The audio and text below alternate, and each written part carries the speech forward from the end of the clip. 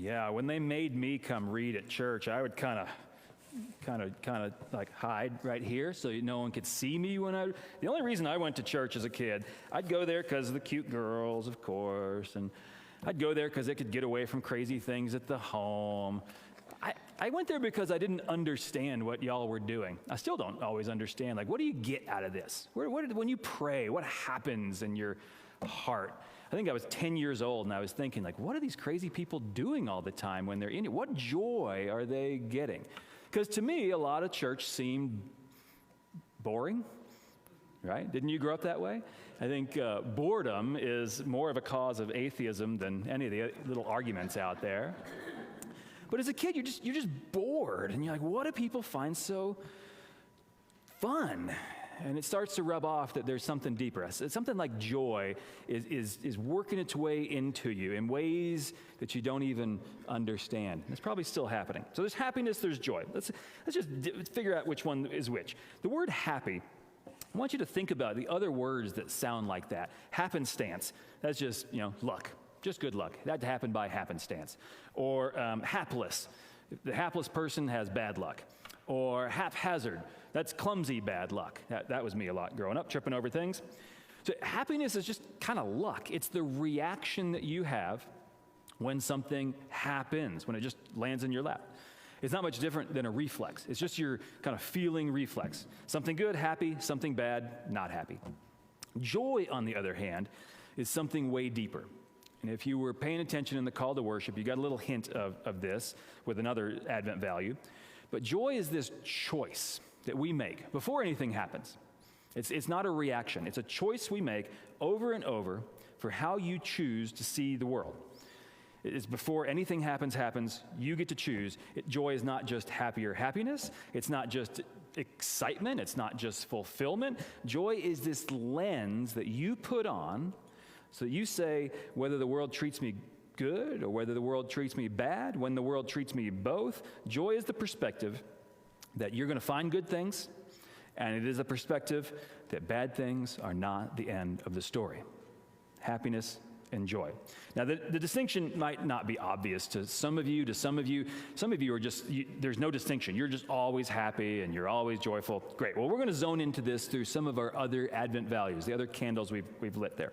So in the call to worship, hope, it says, is definitely not optimism. Different things. Some of you are optimistic because you have evidence that things will turn out okay. Some of you have lived a life where you just, maybe it was from childhood on, when bad things happened, good things came along, and you started to trust that's the way the world works, so I'm gonna stick with it, and I'll be optimistic.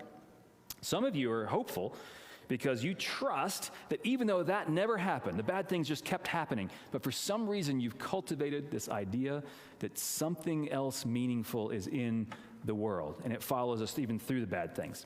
Some of you are neither of those. Some of you are both. I don't know. But me, hopefully you know me enough by now. Some of you may realize at the core that I am a sincere pessimist. Not really what you expect from...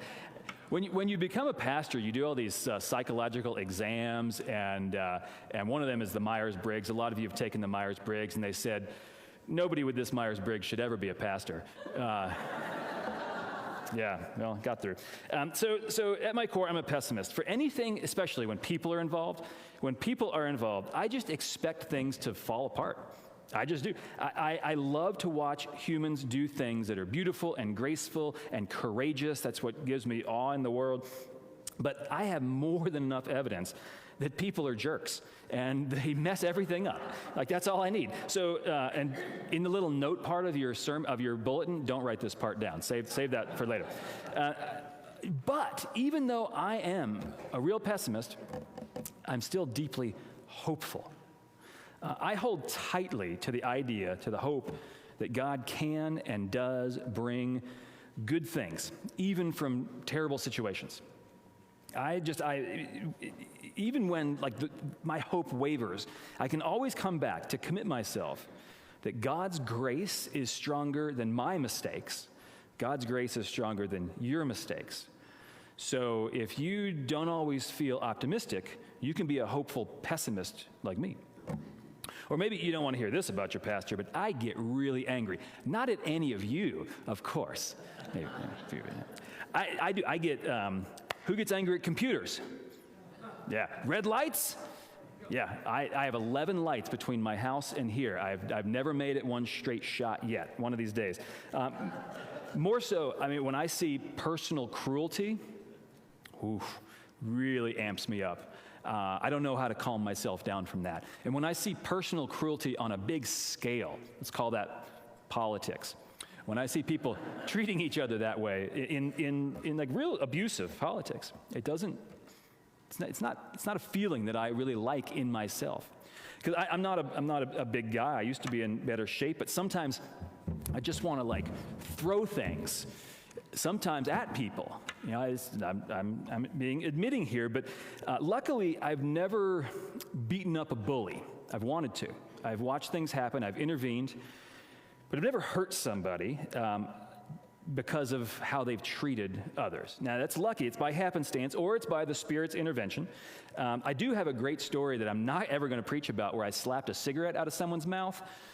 You have to come to Bible study. There's a lot more stories in Bible study than will ever come in a pulpit, but it is my luck, my happenstance, that I've been able to get through this anger without doing anything that I really regret.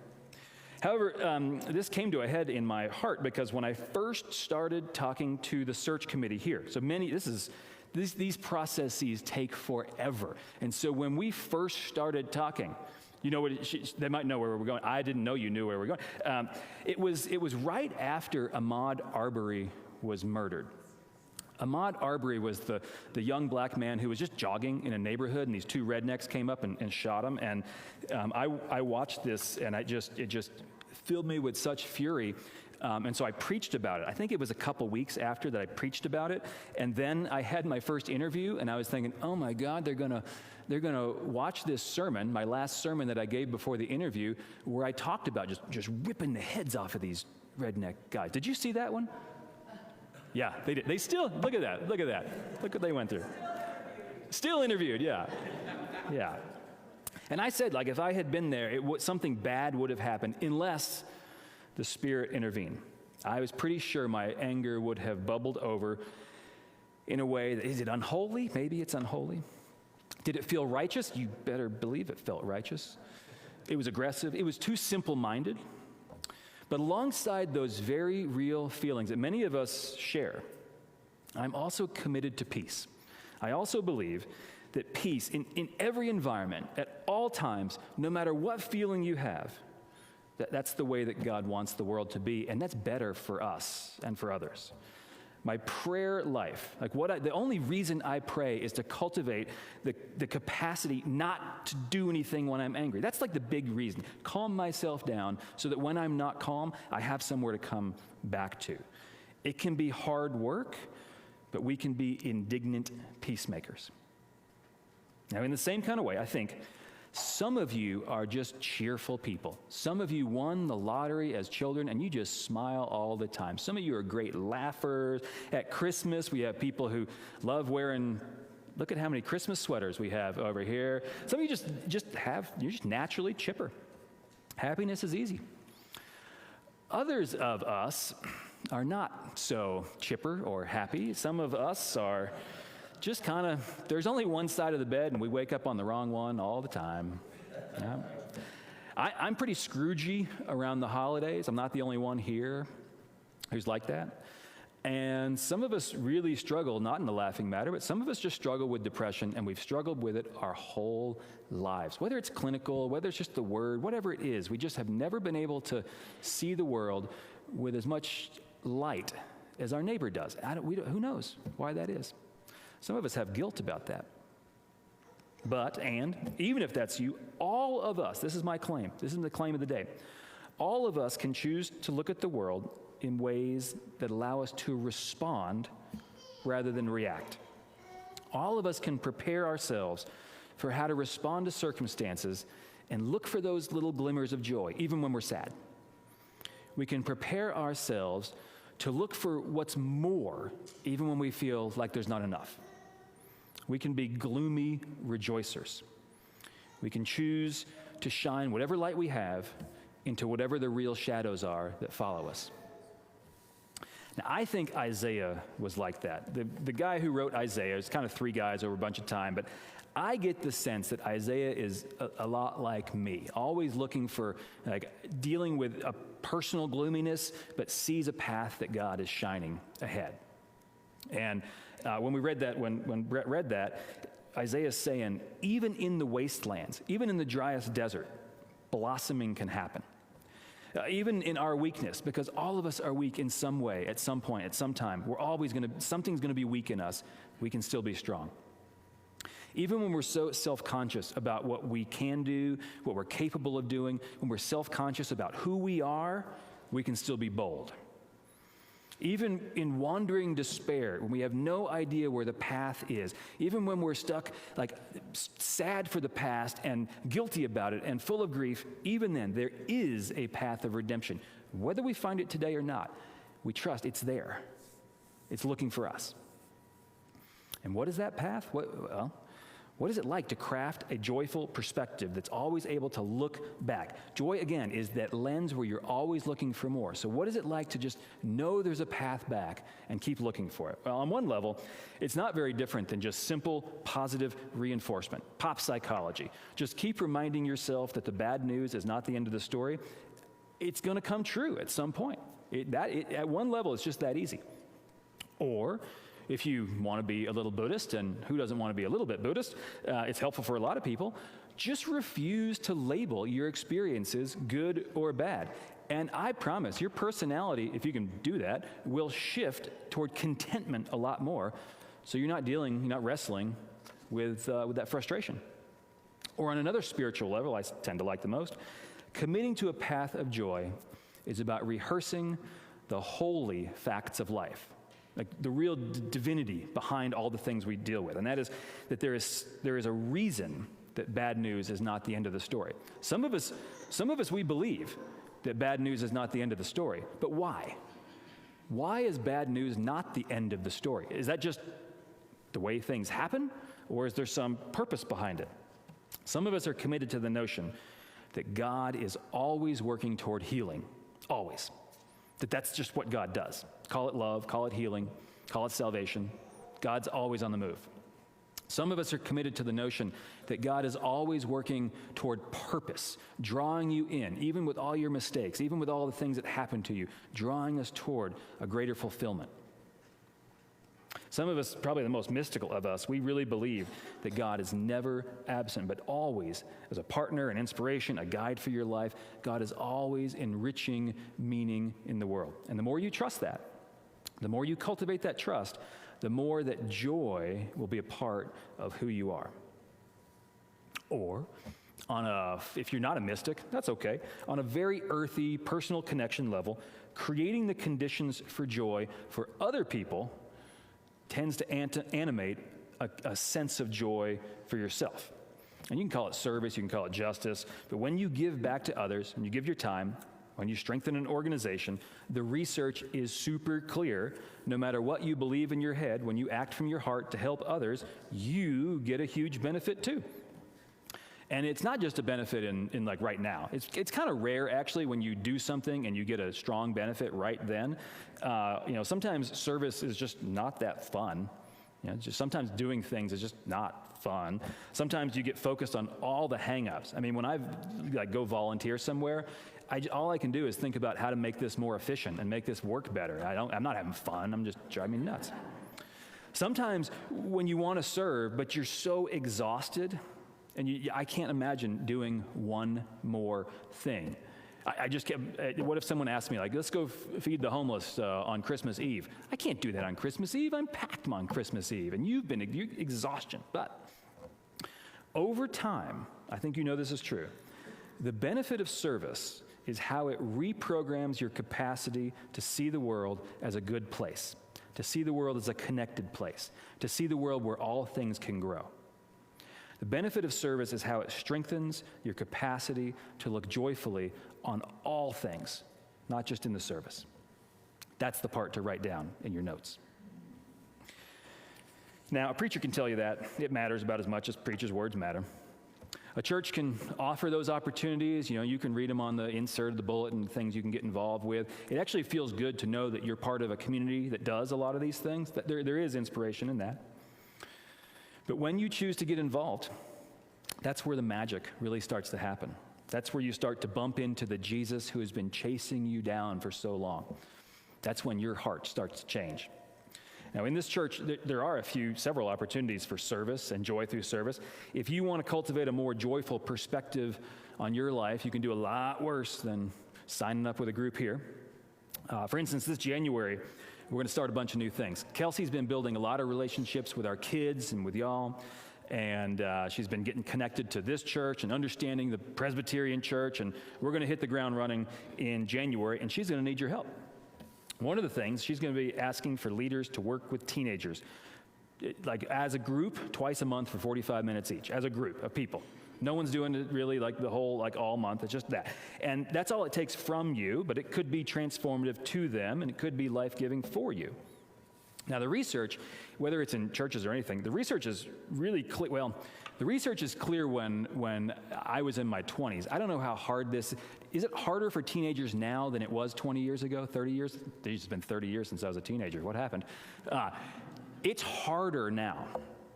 It's harder now for teenagers. But 20 and 30 years ago, the research was clear that if a teenager knew they had 1 or 2 or 3 good adults in their life, you know how much that mattered? Nothing. They had the same potential to get bad grades, to go to jail, to have low self-esteem, to just all those things, if they knew they had 1 or 2 or 3 adults in their life. But when a teenager knew they had 5 people they could count on, they knew there were 5 people who knew their names, they knew their names, no matter what, if they knew they could reach out to those 5 people to talk, 1 parent, 1 teacher, 1 aunt, 1 coach, 1 church volunteer, when they knew that, the metrics change. All the metrics. It's not just they get smarter. No, their grades go up, their safety goes up, their self-esteem goes up, their health goes up, everything. Oh, but Hansen, I don't know nearly enough about the Bible to teach teenagers. Can you spell Jesus? You're hired. Yeah, that's the bar. That's the bar, right? Or like we have a bunch of younger children than that.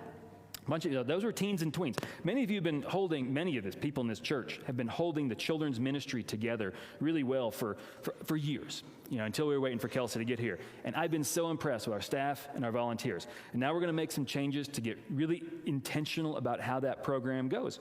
And we're going to need 2 or 3 folks, just like a 30-minute commitment each time, that's all. If you can color inside the lines, that's really good for the kids who color inside the lines. If you can't color inside the lines, that's awesome for the kids who can't color inside the lines. So as long as you bring love to that team, it'll be happiness for them, it'll be joy for you. Or, children aren't your thing. This one's really important, though. Our audio-visual crew back there, take a look at those big smiles we had back there. I mean, what a group. They make it possible, they add a lot in this worship, but they make it possible for us to hear and see and be part in this space.